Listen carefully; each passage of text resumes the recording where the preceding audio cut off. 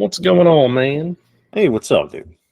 Not much. So we obviously typically focus on Philly sports, and we do dabble into non-Philly sports at times, just because we love sports. We love sports ball, right? Yeah, I love the sports ball. Um, some interesting stuff has come out here in the last few days, though. We might as well just open NFL because Super Bowl is upon us. Maybe we can touch on that a tad. Not that I really want to, but we can. But kind of off the top here, real quick, I do want to address this video that you had sent me earlier today. And I want you to kind of run through this. This Asante Samuel and basically talking about some stuff whenever he was, back in the day with the Birds. Yeah, so he was talking about how the question that sprung this all up was, where do you rate Andy Reid on the list of all-time coaches? And he said, listen, I played for Bill Belichick. I was part of that whole dynasty. He said, but the difference is between Andy Reid and Bill Belichick is Andy Reid has had success with multiple organizations. So to him, Andy Reid is the better coach. He wasn't carried by one quarterback, by one franchise. He showed the ability to get there with two different franchises, with multiple different quarterbacks. So he considers Andy Reid to be the better of the two coaches. And he goes on to say that were it not for the way that Donovan McNabb was treated in Philly, as in they babied the hell out of him, and he did not practice hard. He didn't, what he talks about a lot is when he was in practice, if Tom Brady would throw, and we all saw it, and we all, they had a nickname. They were worm burners, right? When Donovan would miss a wide open receiver and he'd throw it low and it would bounce off the turf or the grass. And it happened a ton. Right. Now, again, we've talked about Donovan before. Donovan is one of the greatest quarterbacks in Eagles history, bar none. He is. He's got records. He had success, but he did have flaws in his game. Was he a superstar quarterback when he played for us? Yeah. He was definitely in the top. You have to say he was top 10. Some years he was top 5. Some years he was just in that top 10. But he was a good quarterback for us. Again, ever play. Right, and I just real quick too, I'll just kind of throw this out there. If you're just going off of something that I always look at with the Eagles as a quarterback record, he was 92-49. I don't think that counts the postseason, but that's a heck of a winning percentage, right? And 32,000 yards. He was 2-1, over 2-1 on touchdowns to picks. I mean, those are some really good numbers over a long period of time. 11 years, to be exact. And that's the thing, too. Like, he's got the stats to back it up. He's got the wins to back it up. No, maybe he didn't win in the biggest situations, but there were plenty of games. There were more games that we won because of him than there were games that we lost because of him. So anyway, we all know, as Eagles fans, we all know the 2004 season where we got T.O. and everything looked awesome, and then the Super Bowl happens, and in the Super Bowl, T.O. had a great game. Donovan, not so much, threw 3 touchdowns, 3 picks, and appeared to get sick at one point in the game towards the end, and couldn't call out a play in the huddle because he was throwing up. And that was kind of where the divisions really started to happen, because T.O. was pissed off that they lost that game. And he let everyone know that he thought it was because Donovan was either A, out of shape, or B, hungover. And it's more or less that he was saying he was hungover. So that developed this big rift. The offseason, of course, T.O. caused issues in training camp, and then he continued to cause issues during the season, ends up getting suspended, ends up getting cut eventually before signing with the Dallas Cowboys. So throughout that year, though, you see his play was not great. Donovan was injured, I should say. So I'm talking about Donovan here. His play wasn't great. He was sluggish out of the gate. Then he ended up getting hurt, and then the injuries just kind of mounted. And then he ended up having his season was cut short by injuries, and that was when we had to see fucking Mike McMahon at quarterback, and we got destroyed in every game that Mike McMahon played. It was just a mess. That season was a mess. It was a lost season. It is what it is. But the main thing that happened is some of the team turned on T.O. Some of the team turned on McNabb, but didn't come out and say it. But you could tell by the demeanor. And what happened is T.O. ended up getting into physical altercations with teammates in the locker room. Went all over media, blasted T.O. Donovan told T.O. to shut the fuck up, and it was this huge thing before T.O. left. Now, again, best quarterback, one of the best quarterbacks that's ever played for the Eagles, but definitely had his flaws. T.O., for my money, probably the top 3 receivers that we've ever had. Right, and he wasn't even there for that long, which is crazy. Which is, it's insane. It's insane. But dude was a beast. Unfortunately, his off the field antics and on the field antics tended to get him in trouble. But that's not what this is about. This is about Asante Samuel, again, coming from the New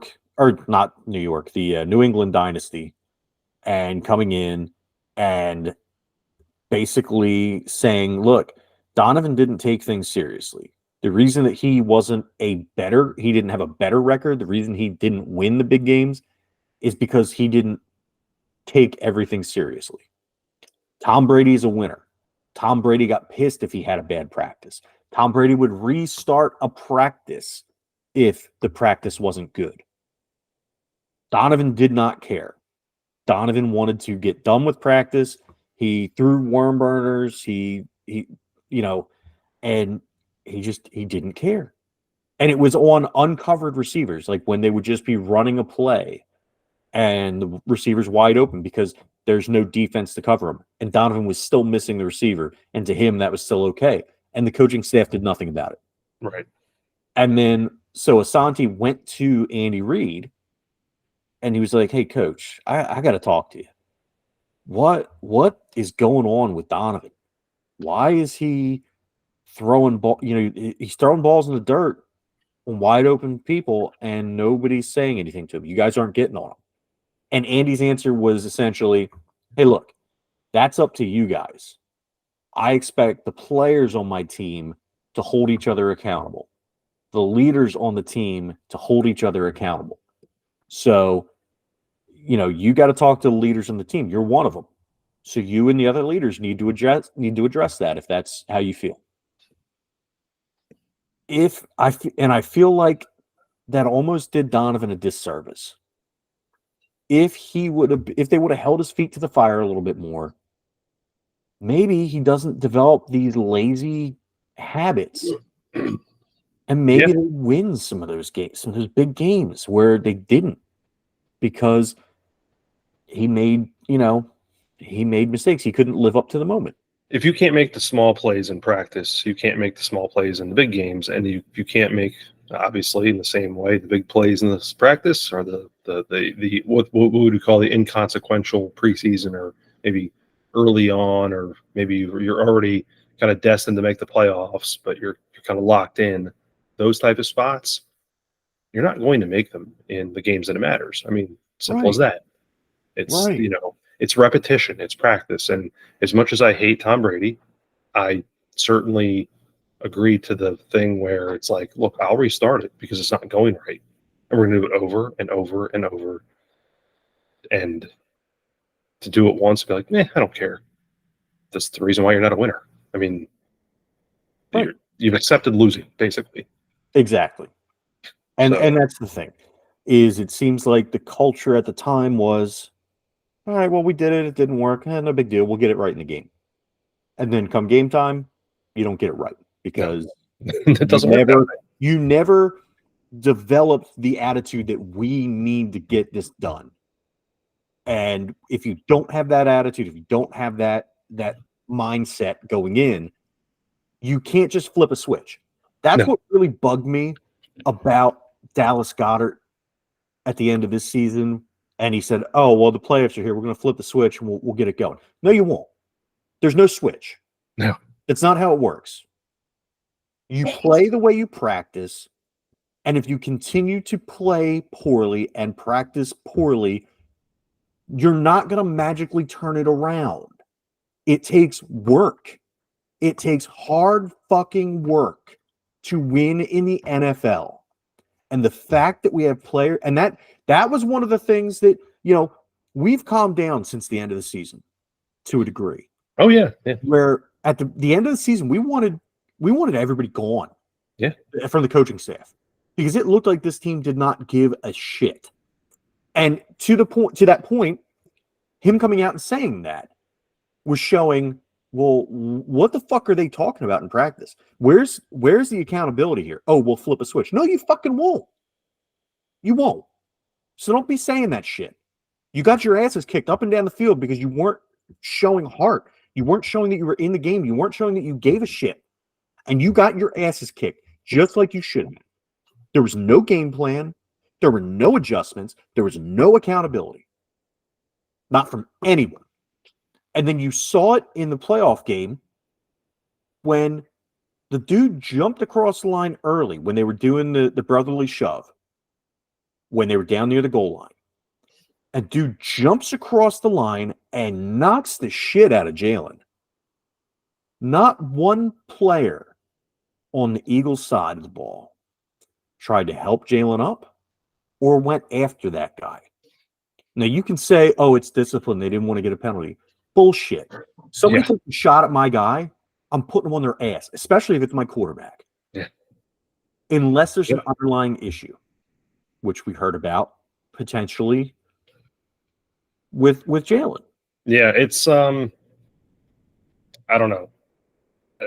I'm hoping that at least moving forward with the 24 season, there's obviously, there's already been changes in the coaching staff. I'm hoping that that's enough to fix it.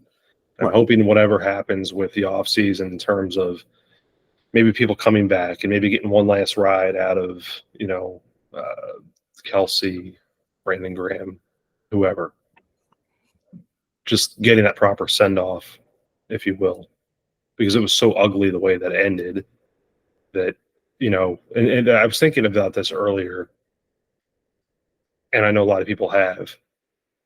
This is the first time really outside of in a small dose and because of an outside influence that the Eagles have been thrust into basically this national or more exposure because of Travis Kelce and Taylor Swift.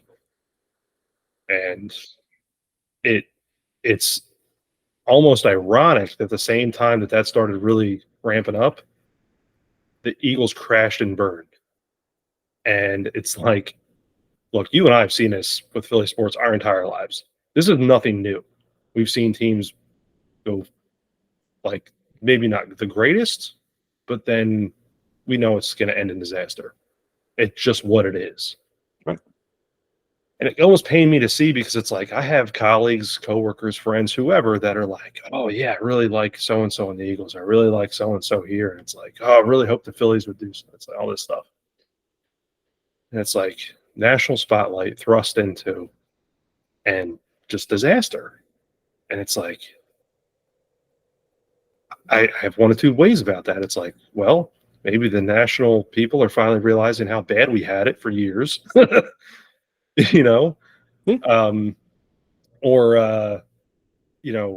it's an embarrassment because we do have all this talent on the field and look what they did.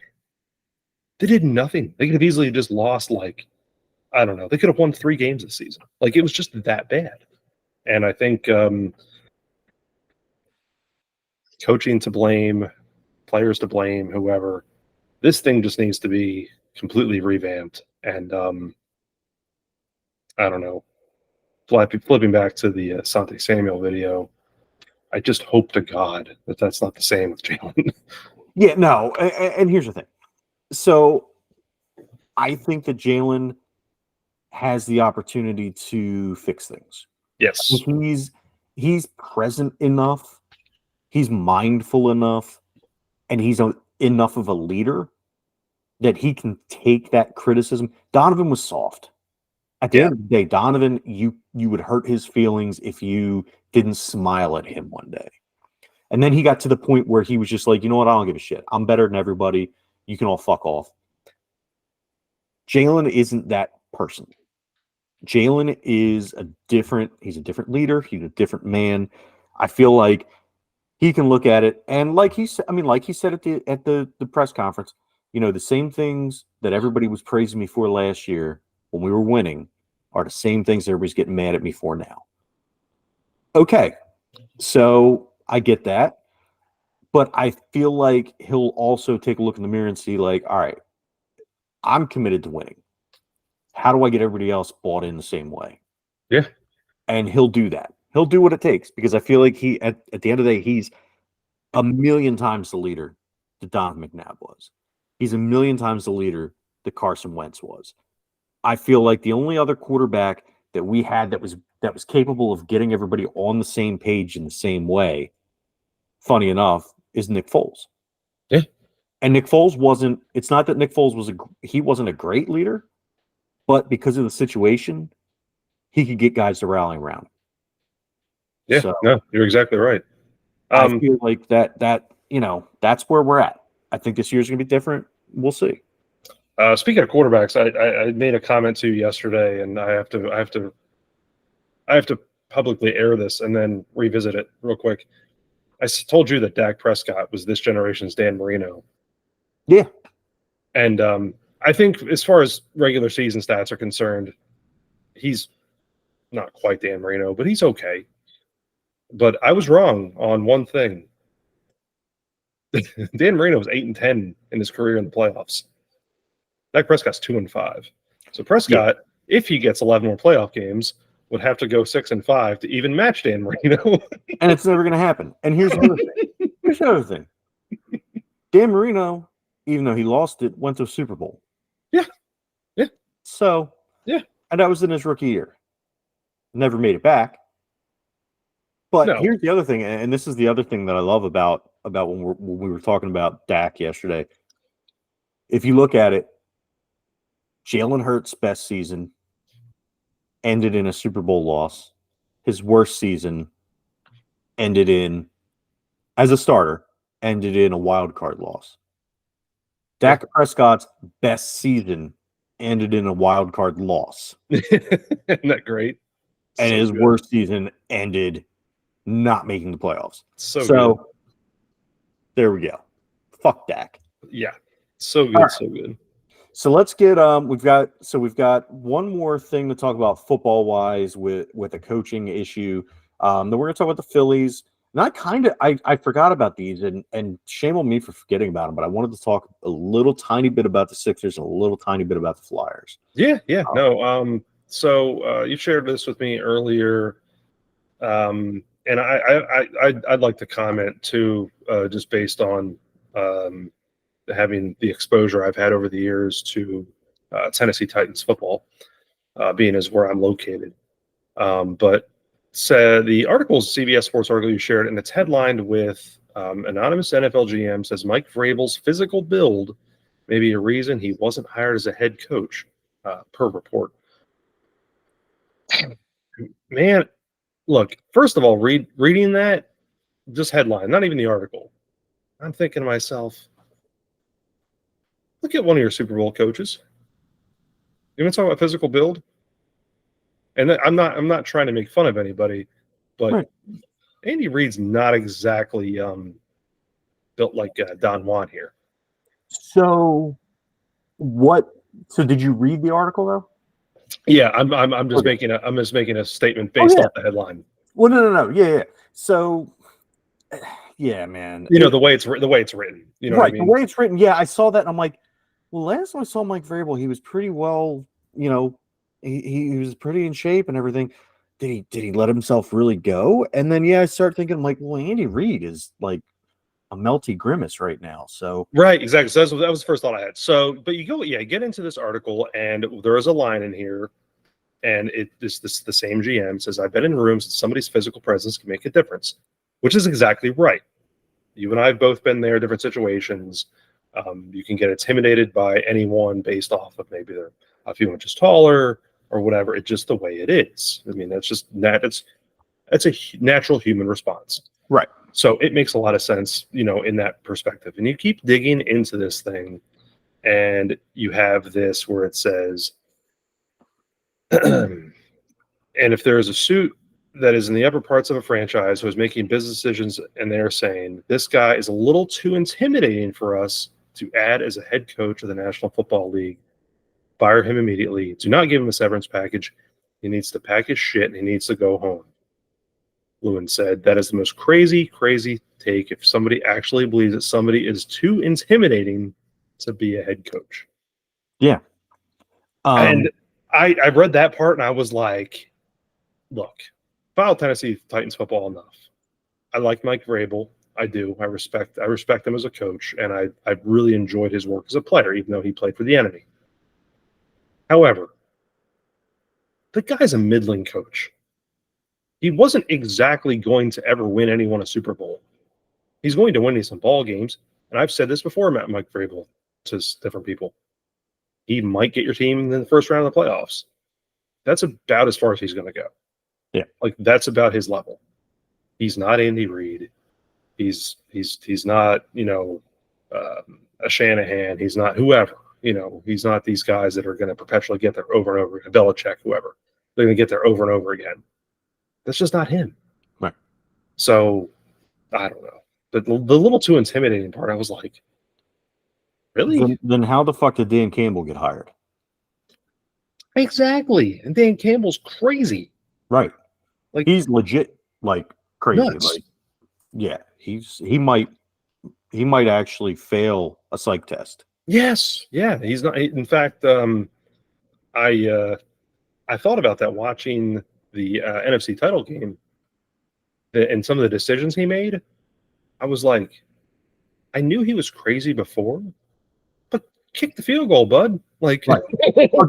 Listen, we're talking about a Chiefs and Lions Super Bowl right now. If he knows how to push the kick field goal button, exactly. Like that's not hard. We all said that. Yeah, like, it ain't hard, bud. Fuck. There's this little guy on your team. Sometimes he has a weird helmet. You put him on the field, and then he uses that thing at the bottom of his leg, and he hits. It's like he punches the ball with his foot. That's called a foot at the bottom. He punches the ball with his foot. It's called a kick. Just in case, because I know I have to explain it to you on baby levels. But he kicks the ball. It goes through that big yellow thing in the end zone, and you get points. Really? Is it 3 points? It's 3 points. Wow. You know what that would have done? That would have put them up by multiple scores. Yeah. And guess what happened? They didn't kick the field goal. Well, just like the fucking game where they went for 2, and then they had the penalty, and then they went for 2 again, and they kept on going for 2 and going for 2, and they finally, the refs were like, you know what, we gave you so many fucking chances to do this right, and you couldn't even figure out not to fucking go for 2. So you know what, you lose. And exactly. Done. Exactly. I do want to ask you real quick. I know you don't really care about it. I don't care about it.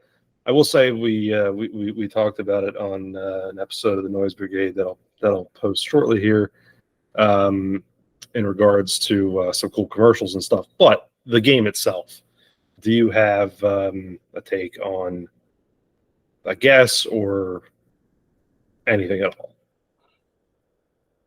Can both teams lose? I don't think so. It's never happened before, so it'd be a nice swerve. What if and I'm just spitballing here, what if the ground opens up and it swallows both teams into a pool of mutagen, and then they come back out, but they're mutants. Ooh, like And Major League then Football. like Mutant League Football, because that was the whole premise of the Mutant League cartoon. Yeah, yeah. Was that they were playing the Super Bowl, and the ground got all fucked up and started like there was bad earthquake and like people fell in, and then when they came out they were covered in this mutagen shit, and then that's how we got Bones Jackson and Razor Kid and KT Slayer. Yeah, it's possible. It's possible. Now here's the thing. So as much as it pains me to say this, I guess I hope Kansas City pulls this out. Yeah. I mean, You that's know, where I'm at. it's just Because here's the thing, I can't. So I got to stop going on Bleacher Report because it's just fucking toxic as hell. But like every time you go into the Eagles community on Bleacher Report, there's some jackass with a 49ers name or image for their picture talking shit. And Deebo Samuel himself comes out and says, "Oh, it's not a rivalry after you kick their ass." Well, dude, we beat last time I checked, and I could be wrong here. I need you to correct me if I am. When we got beat by the 49ers, and they destroyed us, they really did, and I really do give them credit with making the wheels fall off this year. Even though we sucked, but that was what finally was the nail in the coffin. But they beat our asses, right? And that was a regular season game, and it didn't knock us out of the playoffs. It didn't put them in the playoffs, right? Maybe it did. Maybe it clinched the playoffs for them. But at the end of the day, it was one of 17 games in the regular season, right? Right. Now, when we beat the ever-loving shit out of them and knocked all three of their quarterbacks out of the game and beat them by multiple scores, wasn't that in the NFC playoffs? Wasn't that the NFC Championship game? Was that what that game was? I believe it was the NFC Championship game, and we fucking mutilated them. Yeah. So, according to your logic, Deebo Samuel, there was no rivalry to be had after that game. So shut the fuck up and go spend another stint on the IR. Right, exactly, and that's the thing. And I said this time and time again. Deebo Samuel, that whole offense hinges on him. Almost that whole team hinges on him. So he's out mid part of the season, and they lose some crazy games. I always like to say the PJ Walker led Cleveland Browns was one that they lost, which is insane. Yeah. Because that was before they even signed Joe Flacco. That's before Cleveland kind of went on a little tear there. But yeah, so they lost against a floundering PJ Walker led Browns team, and then lost a couple other games along the way there, and then almost lose to the Packers in the playoffs because Deebo goes out in the first quarter, and doesn't come back, shows back up at halftime in a hoodie or whatever he's wearing. And it's like, dude, like, keep your mouth shut, and maybe you might win something. Right. But I do have a feeling that this is just more Mahomes magic, as much as I don't like the guy. And how many times they'll show him whining about plays and calls and whatever, because that's what they do. Yeah. And but look, he's got a lot of talent around him. I do like Travis Kelce, and I do like some of the young guys around him. I love Pacheco. Rashee Rice has really turned into something special. Yeah. There's some good talent there, and defensively, as much as he was kind of a holdout jerk in the beginning, Chris Jones is everything that's advertised. I mean, absolutely, he's a beast. So you do have some really talented players both sides of the ball there. I just find it hard pressed that Andy Reid loses a Super Bowl there. So hey, I'm not going to talk poorly about Chris Jones because who knows? Maybe he's an Eagle next year. Yeah, I have nothing to say. I won't say anything. So who knows? But yeah, I mean, look, I'm I'm no longer a Mahomes fan. I don't like the way he's been. He started off. I don't want to say good, but he started off like as a likable guy. And now he's gotten to the whiny bitch part of his career. So I don't like him anymore. But I will give him credit because someone in one of the interviews said, "Hey Patrick, can you do your best Kermit the Frog impersonation?" And he said, "Well, I'm talking. I mean, I'm doing it right now." That's So good. I give That's him good. credit for that. I Yeah, give him that's credit good. for that. Hey, that's good. A little self-deprecation. Everyone needs it every Yeah. once in a while. Yeah, exactly. Let's talk real quick about the Phillies and kind of the post Aaron Nola stuff, because really beyond that, has not been much of an off season.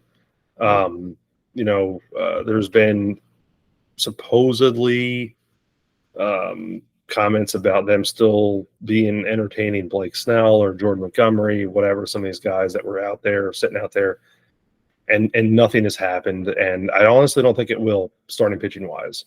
And Andrew Painter's still on the shelf. You do have Mick Abel, Griff McGarry still possibly that could lock out a back end of rotation.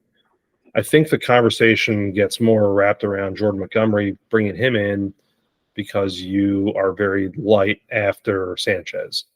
But to me, that speaks volumes of how good your five starters are.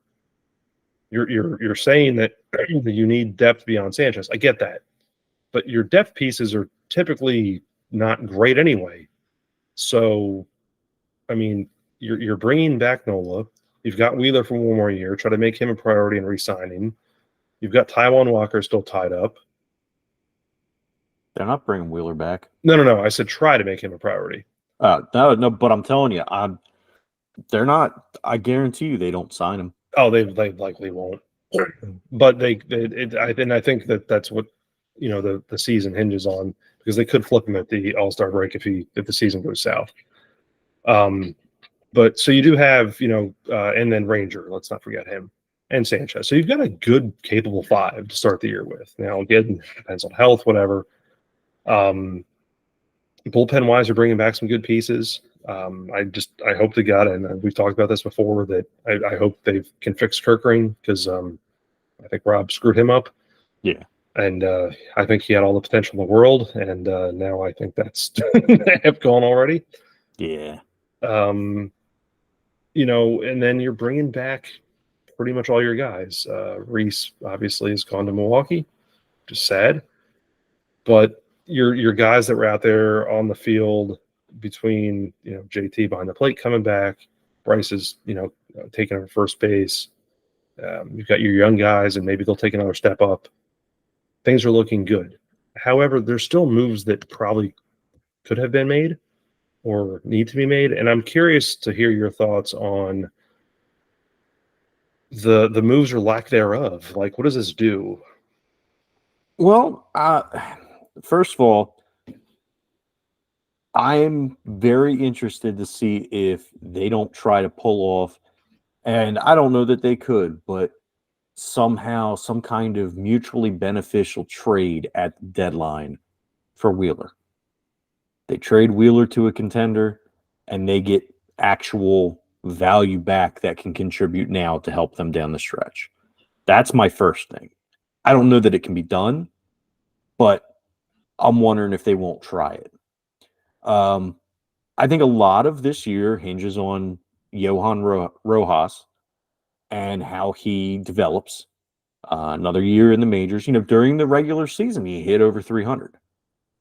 So, obviously, in the playoffs, what did he hit? 0.058 or something like that? Yeah, it wasn't good. It was not good.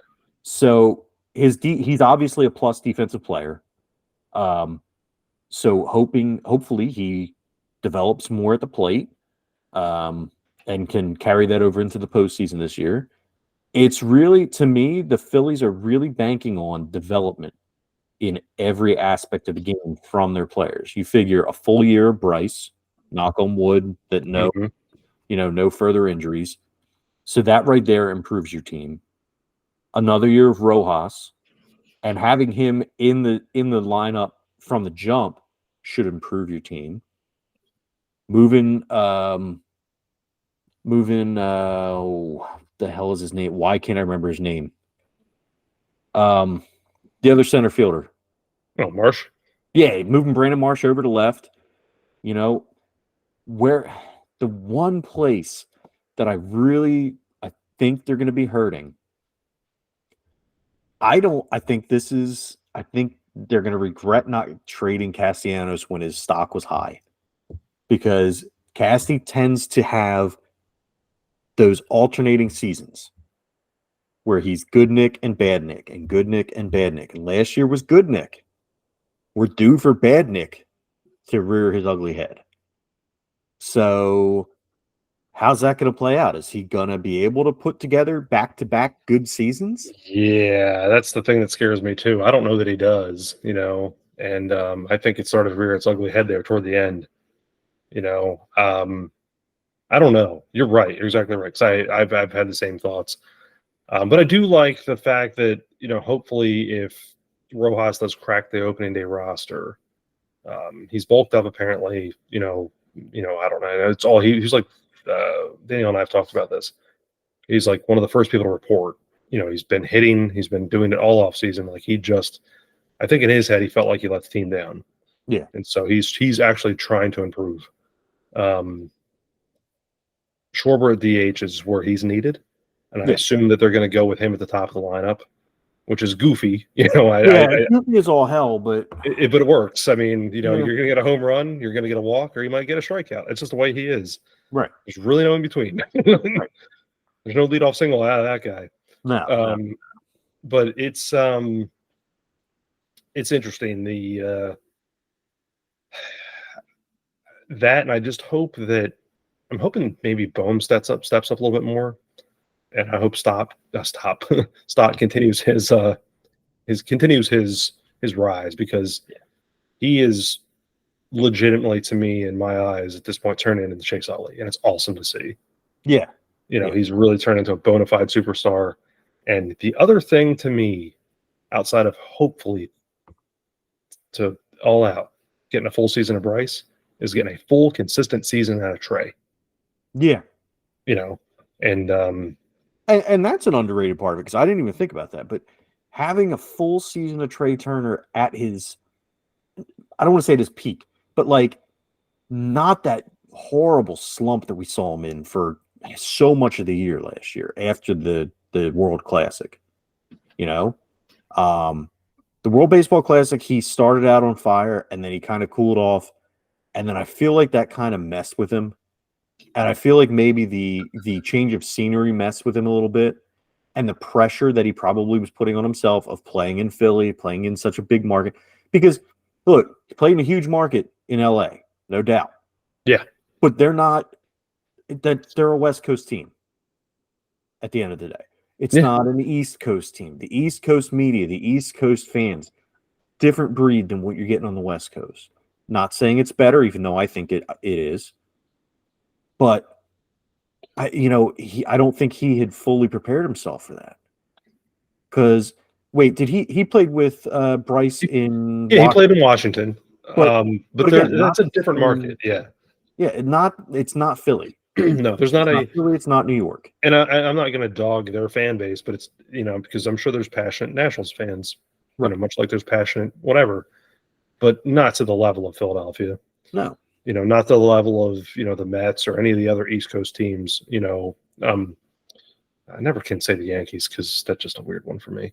Yeah. But, no, it's just, they're just not that same level. And so, and then he flipped over to the Dodgers for some time. So, yeah, you're right. I do think the WBC, World Baseball Classic, I think that kind of messed with him and, at least kind of getting out of the gates the right way. But no, I think there's something to be said about that. If we can get full healthy seasons that are consistent, doesn't have to be playing over the top. Right. You just play to your ability, and I think they'll win a lot of ball games. Right. The only problem is they're still playing in the same division as Atlanta, and Atlanta has otherworldly young talent right now. And the only saving grace is that they've been bitten by the injury bug, pitching wise. And they just cannot get through.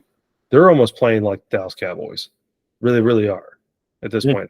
Granted, they just won a World Series not that long ago, but they are playing to the top of their level at all times in the regular season. And it comes to the playoffs, and they're just like, okay.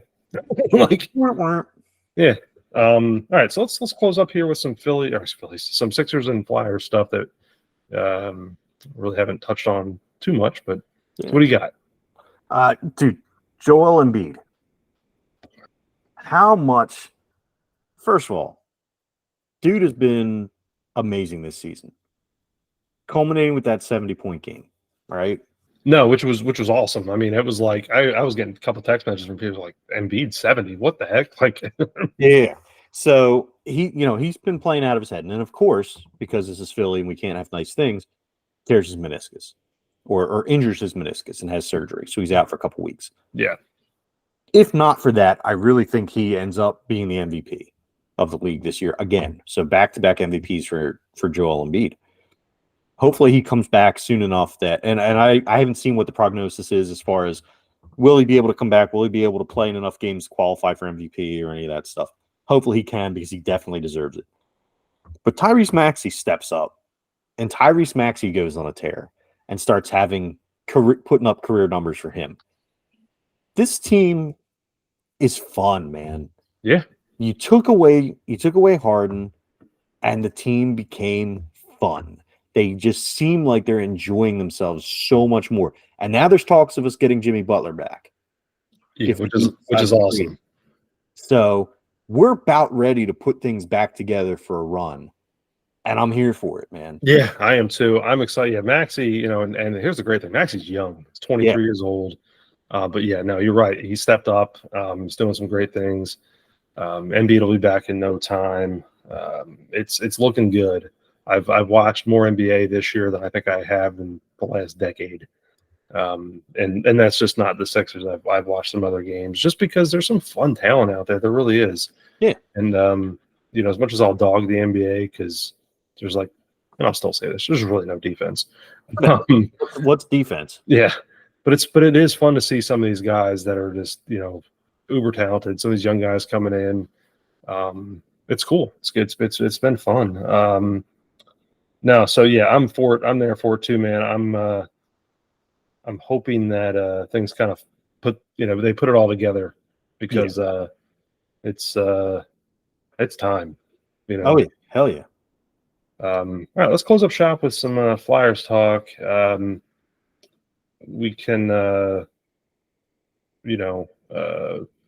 kind of act like how surprised we are by where they're at right now, standings wise.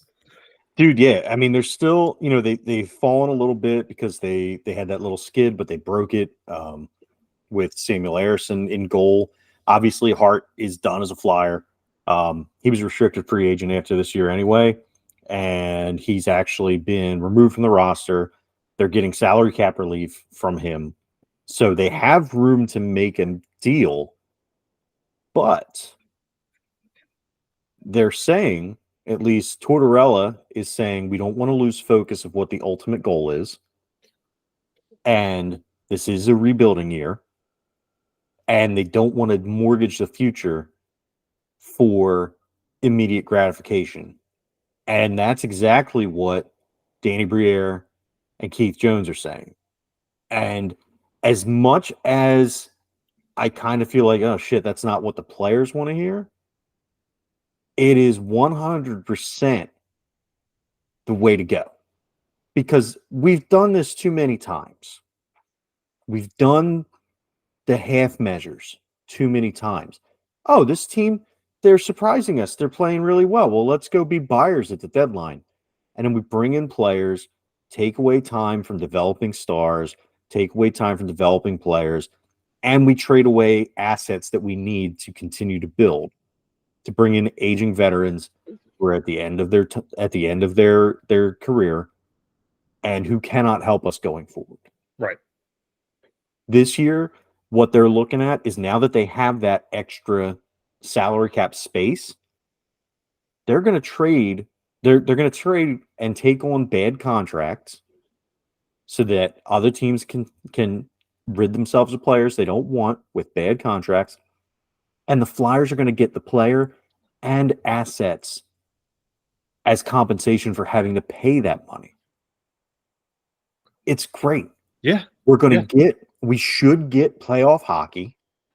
And look, stranger fucking things have happened. Okay. Now, I'm not sitting here saying the Flyers are going to win the Cup this year or that they'll make it past the first round, but stranger fucking things have happened. I am 100% on board with them not going out and getting another experienced goalie. We have goalies in the system. We don't need to trade for a piece that we have no use for. And as it stands right now, and we're just looking, I'm not looking at by division, I'm looking at the Eastern Conference itself. Flyers are in the top 8. I'm not gonna lie, like I would have thought maybe at this point, and then just by talking to you and a little bit that I've read, this point in the season, I was thinking bottom 4th, not last, but I was like, okay, 10 to 12, maybe in that range, probably more leaning on the 12-ish. And man, they're they did go on a skid there. I think they lost 4 or 5 games in a row or something. Yeah. It was but they man, just even through the Carter Hart stuff, like it's just like still figuring it out a way, and they did really, really well early in the season, and now we're past the midpoint. It's very feasible to get some playoff hockey out of this team. Yeah. And look, I'm not going to say they're going to win it all, but look, if this is your rebuilding year and you're going to get playoff hockey and not screw around with your plans, that speaks volumes to your plan, and I think that's a good thing. Yeah, no, I agree 100%. I feel like they finally, for the first time in forever, have an actual plan in place.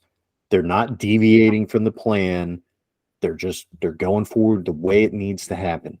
And I'm here for that too.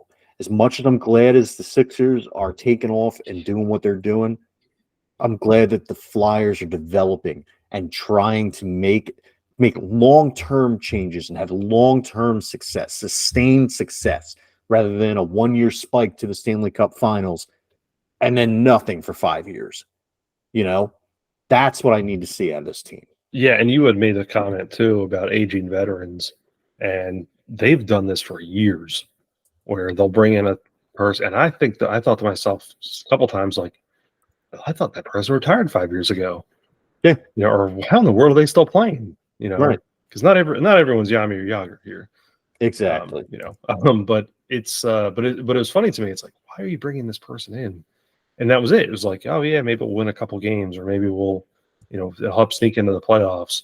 But then you see some of the pieces that are going out, or you see some of the development that's not happening. And no, you're exactly right. I mean, it's just not, it's not good for business. I mean, it's good to bring in those pieces in, to me, like different sports. Baseball always comes to mind on that. It's like, okay, maybe it is good to bring an aging veteran in as a bench player. What I mean? As a piece to come in and maybe smack a home run when you need it. But Matt Stairs comes to mind. Exactly.